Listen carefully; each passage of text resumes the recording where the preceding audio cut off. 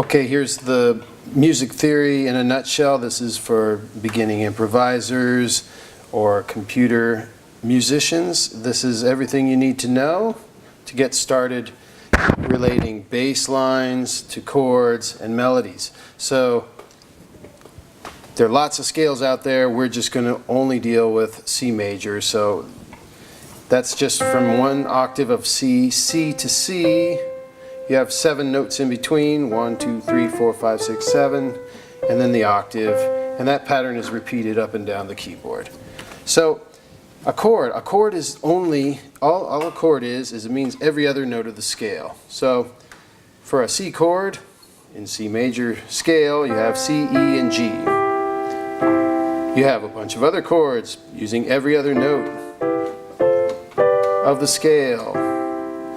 Okay, so if you have a C chord, the bass line is going to be the simple, most consonant notes of that scale, punctuating the chord. So C, E, and G, you have a low bass is low note, so you have a low C, and then the fifth, which is the 5th note of the scale, and it's also the higher note of your basic triad chord, and then an octave up. So your basic bass lines are just going to use these notes. These are all rules that you're going to certainly break, but they're good guidelines to get started. So you have your bass line is the root, the 5th, and the octave. Your chord is every other note.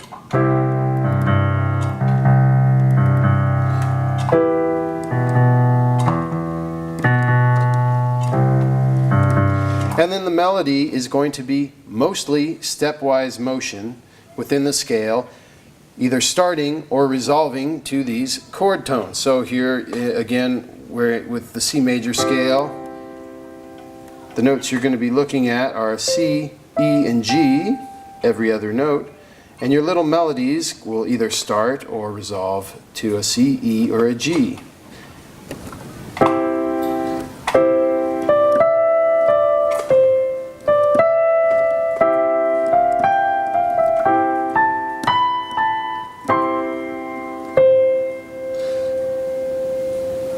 Now you can relate this information to scales all up and down the keyboard, and you can make up a million tunes, so go do that.